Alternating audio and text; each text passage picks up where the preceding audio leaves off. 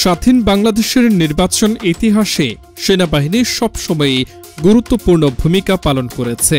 ১৯৭৩ সালের প্রথম জাতীয় নির্বাচন থেকে শুরু করে সাম্প্রতিক নির্বাচনগুলোতেও ভোটের আগে পরের নিরাপত্তা পরিস্থিতি নিয়ন্ত্রণ, সহিংসতা প্রতিরোধ এবং শান্তি শৃঙ্খলা বজায় রাখতে সশস্ত্র বাহিনী মোতায়েনের রেওয়াজ অব্যাহত রয়েছে।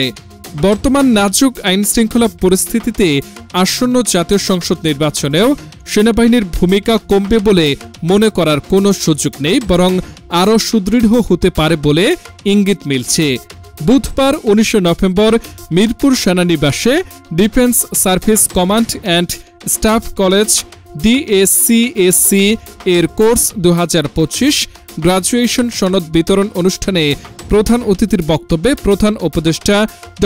মোহাম্মদ ইউনুস বলেন, শান্তিপূর্ণ, উৎসবমুখর ও আনন্দময় নির্বাচন আয়োজন করতে সেনাবাহিনীর সহায়তা অনিবার্য।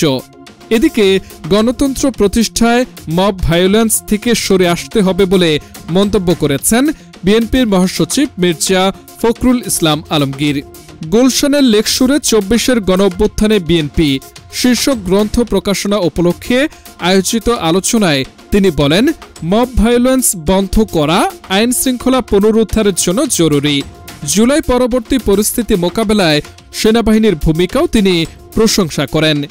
ইতিমধ্যে জানা গেছে, আসন্ন জাতীয় সংসদ নির্বাচনে ১ লাখেরও বেশি সশস্ত্র বাহিনীর সদস্য দায়িত্ব পালন করবেন।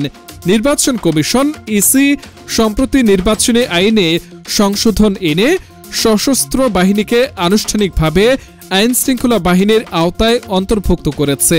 ফলে আলাদা নির্দেশনা ছাড়াই পুলিশ সহ অন্যান্য বাহিনীর মতোই ভোট কেন্দ্রে নিরাপত্তার দায়িত্ব পালন করতে পারবে সেনাবাহিনী। গত সপ্তাহে নির্বাচন কমিশনের সঙ্গে আইন শৃঙ্খলা রক্ষাকারী বাহিনীর ঊর্ধ্বতন কর্মকর্তাদের বৈঠকেও সেনাবাহিনী নির্বাচনে ম্যাজিস্ট্রেসি পাওয়ার অর্থাৎ বিচারিক ক্ষমতা চাইলে তা নিয়ে আলোচনা হয়। যদিও অতীতে জাতীয় নির্বাচনে সেনাবাহিনী মোতায়েন করা হলেও তাদের হাতে এই ধরনের ক্ষমতা ছিল না।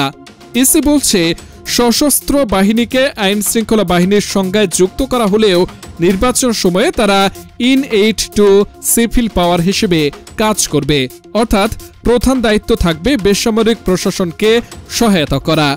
বিশেষজ্ঞদের মতে, নির্বাচন একটি স্পর্শকাতর প্রক্রিয়া, তাই সেনাবাহিনীর ভূমিকা ও দায়িত্ব যেন বিতর্কমুক্ত থাকে এটি নিশ্চিত করা জরুরি।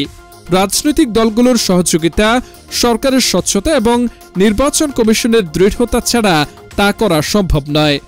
সুষ্ঠু, শান্তিপূর্ণ ও অংশগ্রহণমূলক নির্বাচন নিশ্চিত করতে সরকারের সুচিন্তিত সিদ্ধান্ত ও সমন্বিত পদক্ষেপই নির্ধারণ করবে নির্বাচনে সেনাবাহিনীর ভূমিকা কতটা কার্যকর এবং কতটা গ্রহণযোগ্য হবে।